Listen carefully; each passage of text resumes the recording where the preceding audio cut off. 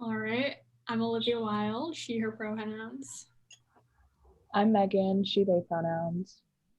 I'm Anise, she, her, hers pronouns. And I'm Bella, she, her pronouns, and we are Hugh's Angels. Okay, so this week we're discussing Double Indemnity, which is about Walter Neff, who's an insurance salesman who gets roped into this plot by Phyllis Diedrichson to kill her husband and for her to collect the accident insurance money. And the movie follows kind of his demise as that plan does not come to fruition and he's eventually caught in the end. So first we're going to talk about the paradox of film noir, which has to do with only being able to see crime from the inside and not from the outside, and leaving the bystanders and the audience kind of in the dark.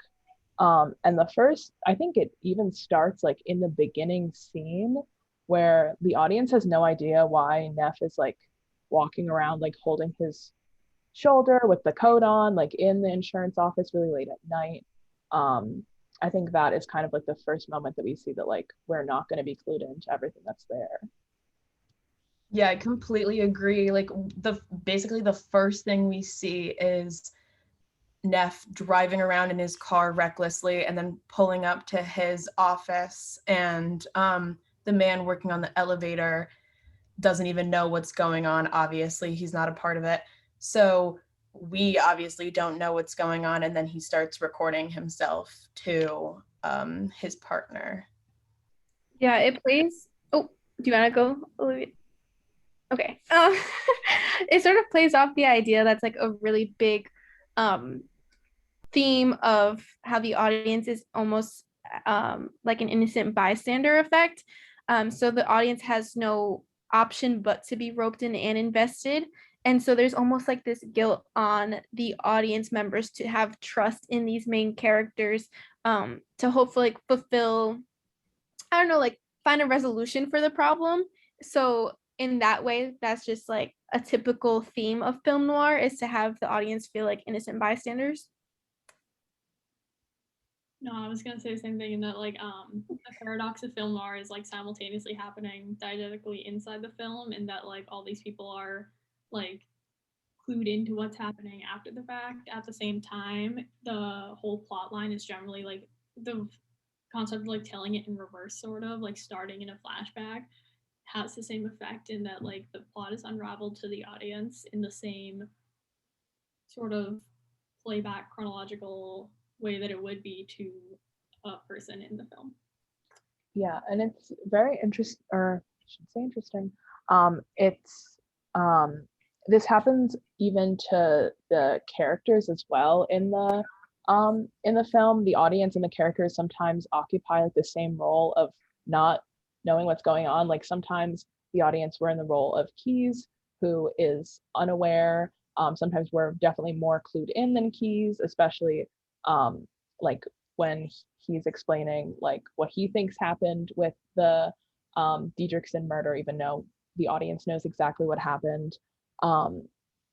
And yeah, sometimes like just the audience, we find out much later what actually was going on. I think one of the best examples is when we find out that like Nino and Phyllis have had some sort of relationship that was like not mentioned, it was not shown, but was something like else that was occurring while this whole other situation was occurring. Yeah, I love that we knew exactly every single move that Phyllis and Walter were going through, the process of like going onto the train and every single detail in between. But we had no idea that Phyllis was actually going behind Walter's back and going behind Nino's back and everything else.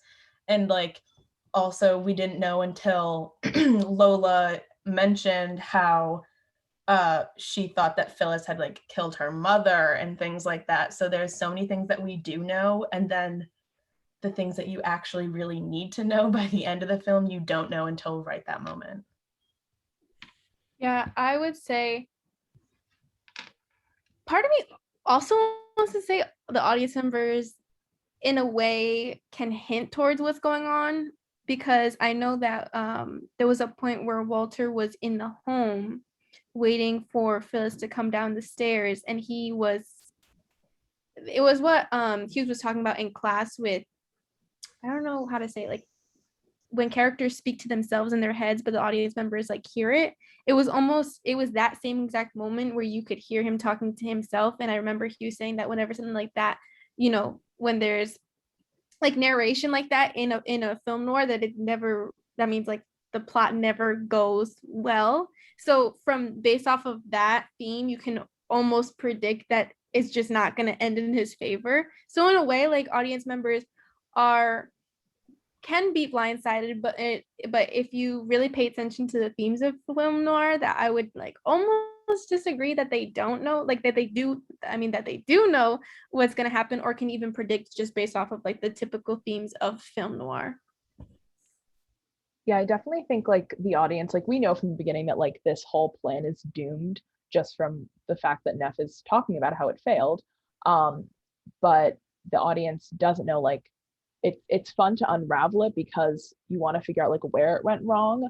Usually I feel like a lot of stories are telling like play by play what happens, but film noir as a genre does it very differently.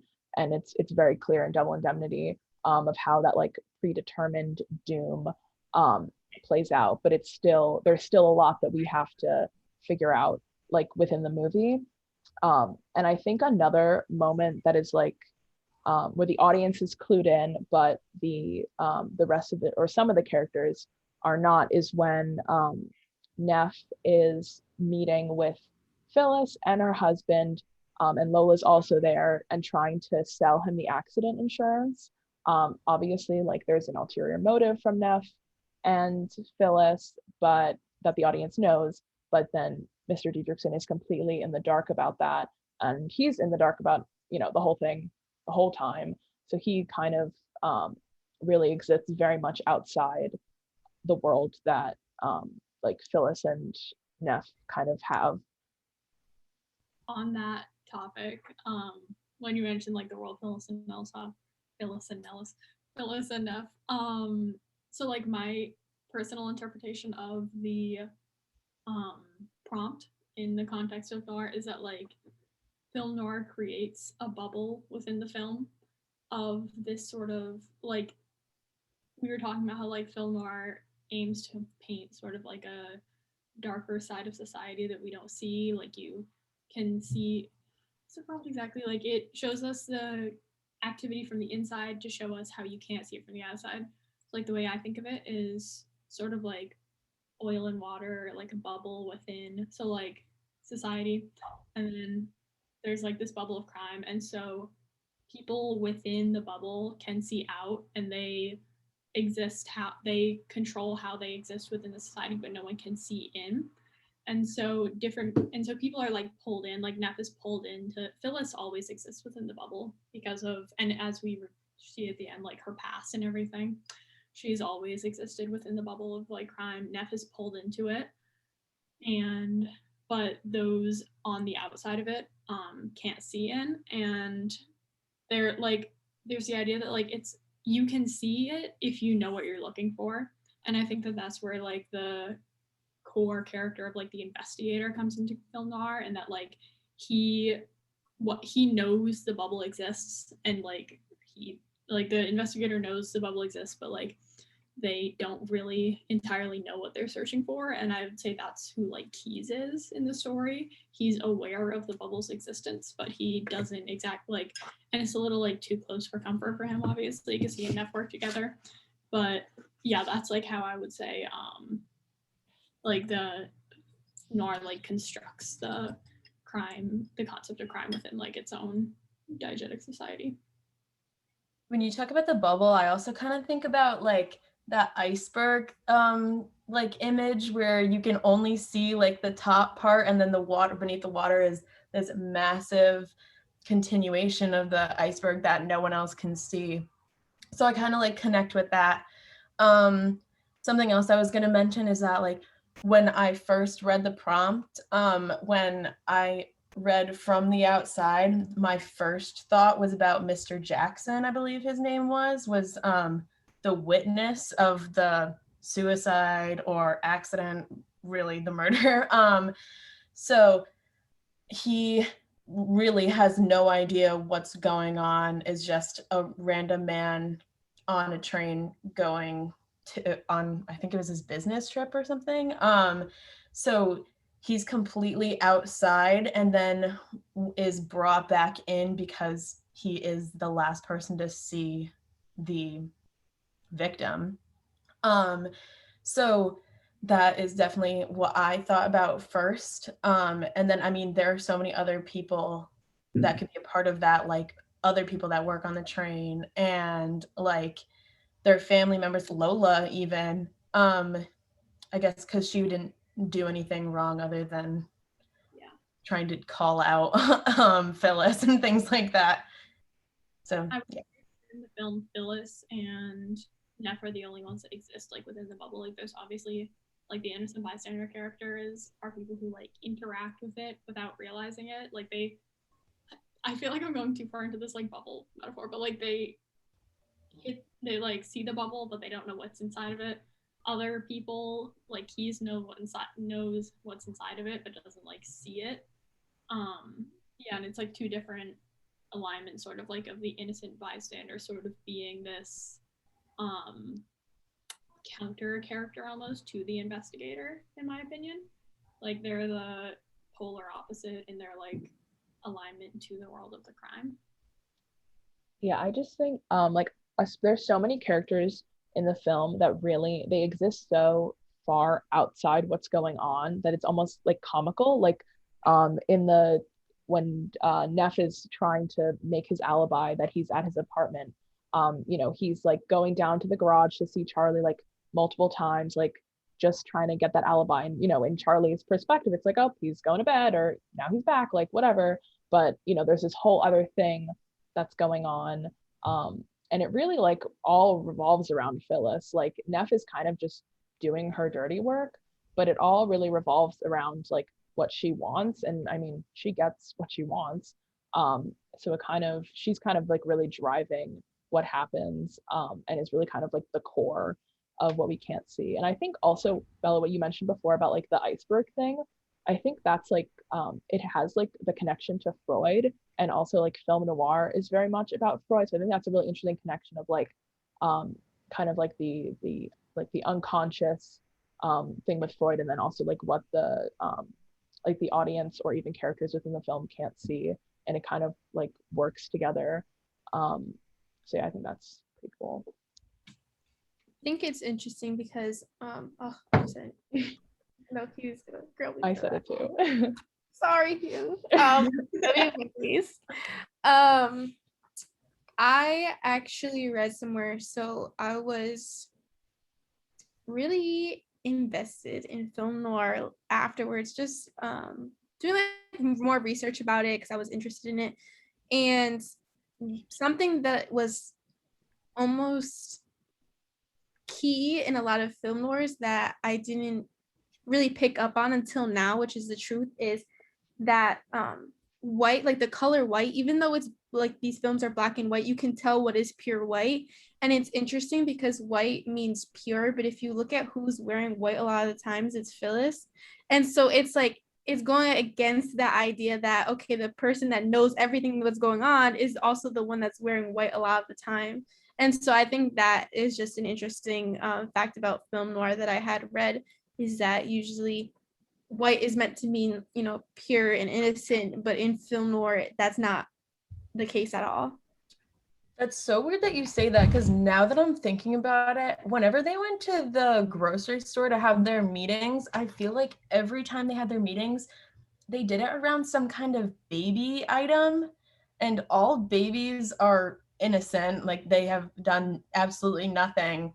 That's so weird. I literally just thought of that because you said that. But obviously everything that they're doing at the grocery store is the complete opposite. So it's interesting that they decide to do it in a place that it's supposed to be completely pure.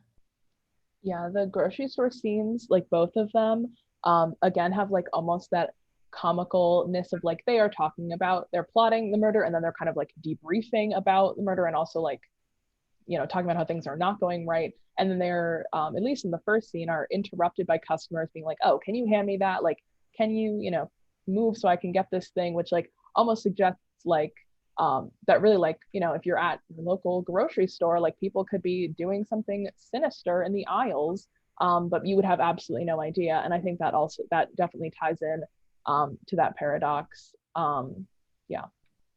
Goes back to the bubble. Everything always goes back to the bubble. Grocery store is really interesting to me, and the woman and the child particularly, because for the reason that like obviously yes, maternity and like motherhood is like this like beautiful pure innocent thing, so like of course she's the one that runs into them and they're like doing it in the diaper aisle and stuff, but also like this is one of those things of like reading too far into things, is that like film noir rotates heavily on like a Oedipal Freudian basis, and that like it has a lot of like construction of the good girl character versus the femme fatale, and often the good girl character is like does represent, and the femme fatale sort of have like the Oedipal relationship with the protagonist a lot of times. And I would say that like, because the good girl obviously is like the good mother, good woman, good mother, good wife, all that shit, and all that stuff. Sorry, Hugh. And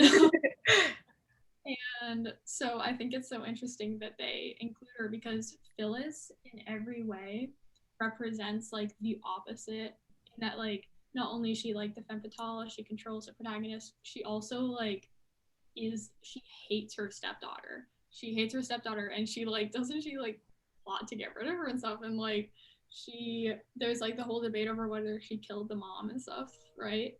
And so she represents like everything, but there is no good girl mother character. So I think that's interesting that they like the only sort of like mother that's in the film is this like innocent bystander character, which like it doesn't really work in the way that it counters Phyllis, but it's interesting that they don't have like a good girl character like Detour does, or a lot of other film noirs.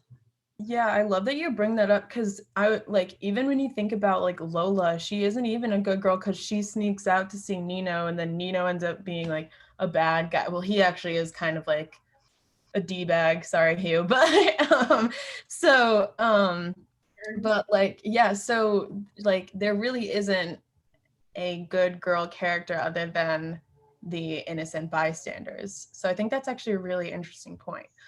What's that interesting? It'll be something we work on. Oh god.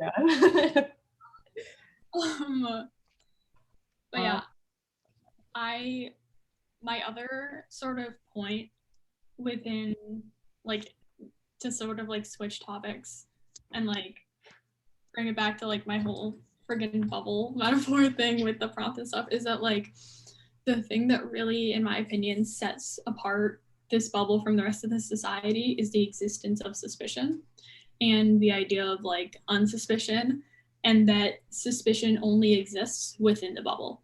And for the most part, and I'll like get to that, but like people on the outside of the bubble are not suspicious. Like Mr. Dietrichson doesn't suspect Phyllis of trying to kill him. Like the innocent bystanders don't suspect that there's going to be a murder. All of that stuff. And on the inside of the bubble, there is a lot of suspicion. Like not only are these not good people, but they are not good people who also don't trust each other. Like at the end of the movie, there's the scene where they shoot each other, where the dialogue is like Neff is explaining her whole plot, whatever, and he's like, that's the way you operate, isn't it, baby? And she's like, suppose it is. Is what you've got cooked up for tonight any better? Like they don't trust each other at all. And that, I would say, is their downfall, and that like they are punished for their suspicion. And that's sort of like the way that I would say the film more, and like film noir a lot of times like morally aligns itself within society, is it like they're punished for their suspicion. And that's not uncommon in like movies. Like to be suspicious of everyone isn't a like rewardable trait. But the thing that makes film noir different from a lot of cinema, in my opinion, is that unsuspiciousness sort of isn't rewarded, because like Mr. Dietrichson still dies, and like Walter and Phyllis both die, and so like the suspicious and guilty are punished, and the unsuspicious and non-guilty, the unsuspicious, how do I say this, the like those within the bubble are punished. The unsuspicious who are sort of involved are also punished. The innocent bystanders aren't really punished, but they're not really like integral to this idea. But like the only person who doesn't really end up being punished is the innocent and suspicious, which is the investigator, which is Keyes in my opinion. Like the only way for a viewer to align themselves without being killed at the end is with this investigative character. And I think that that is interesting, because if film noir wants to create this sort of paranoia and this sense of like feeling like all of society is one big like host of criminal activity, the best way to do that would be the only character that doesn't get killed is the one that's constantly suspicious of other people without actually doing anything wrong.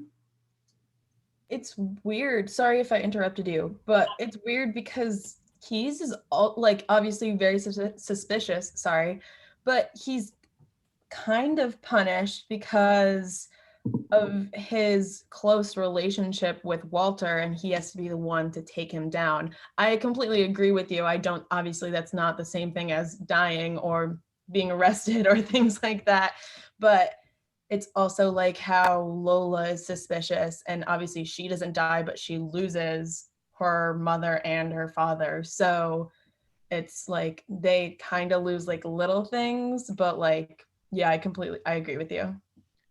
Yeah, I think also like with Mr. Diedrichson's character, it's just he really never sees it coming, like almost physically, like even the way he dies, he's facing like away, so he doesn't even like he's just there and then he's dead. Like he doesn't even know like what is going on. He never realizes. Obviously, it's not like Phyllis who's killing him. So I think that's also something that like film noir often does, is just like really if someone is not like in that bubble, like they are totally blind even up until their death or like their demise, whatever like it would be.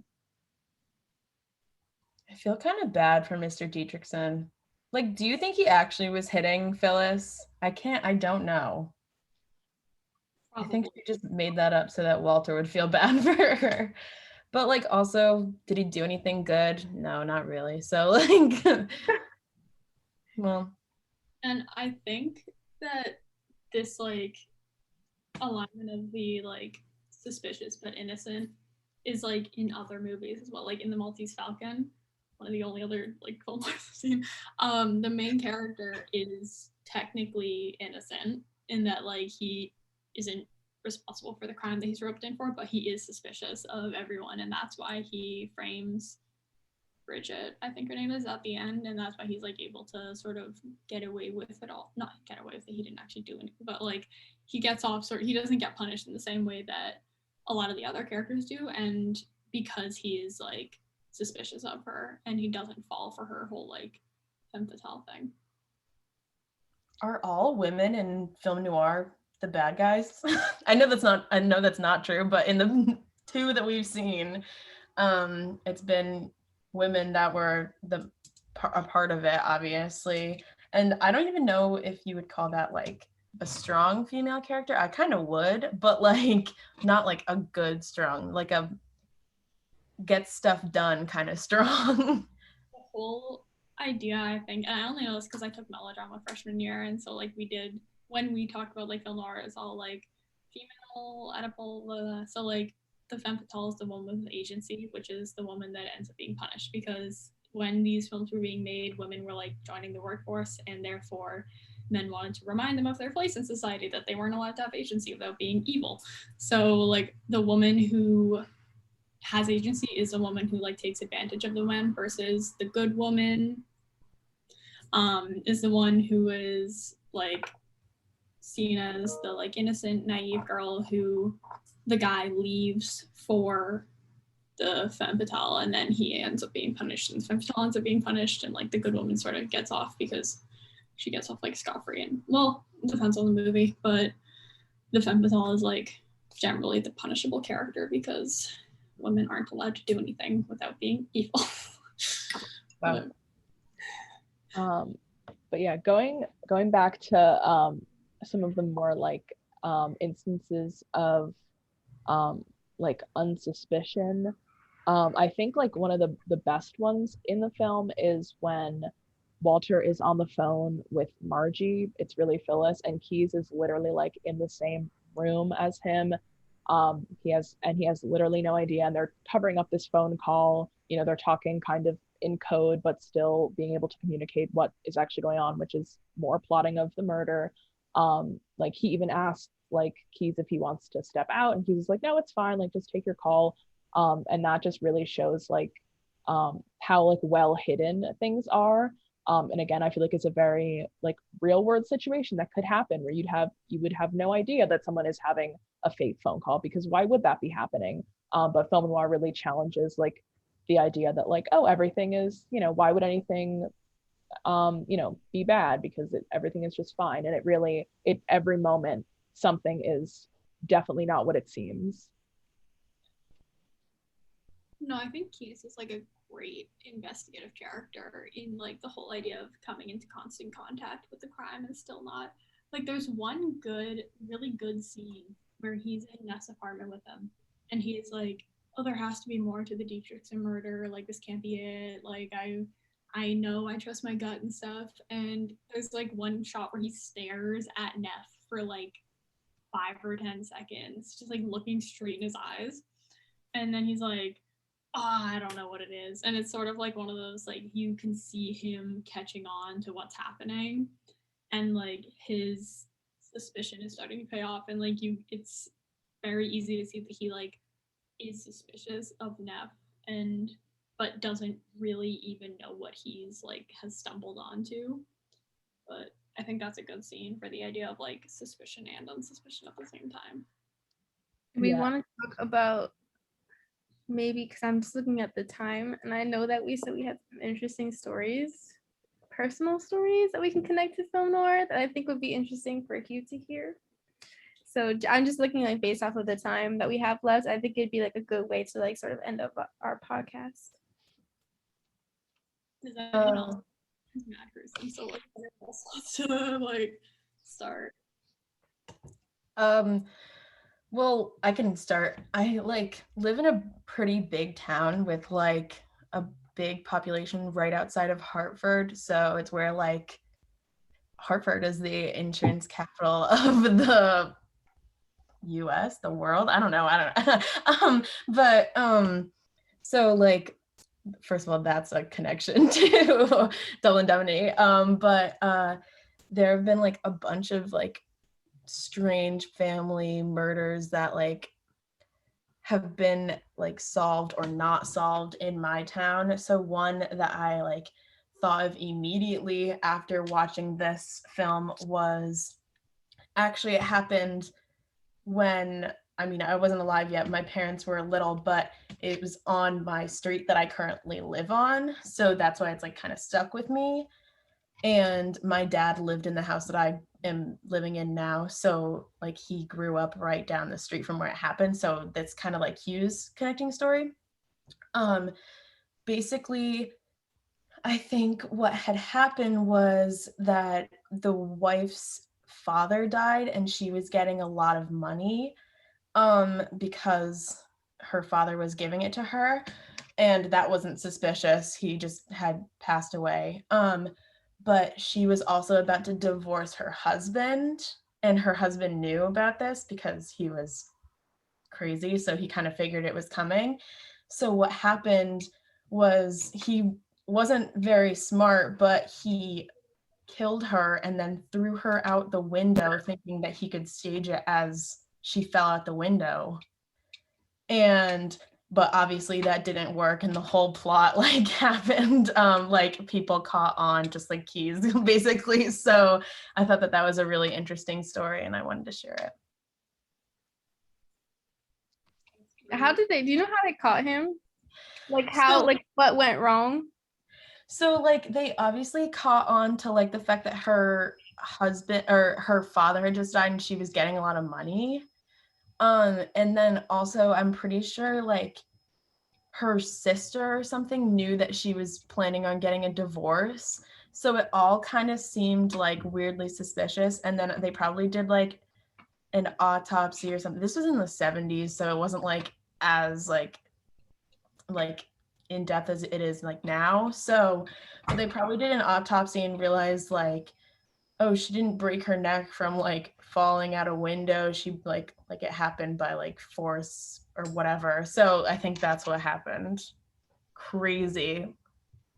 Like that's actually insane that that really happens. Yeah. Very much a movie plot, but unfortunately real life. But yeah, so I think this is a good spot to end. So I will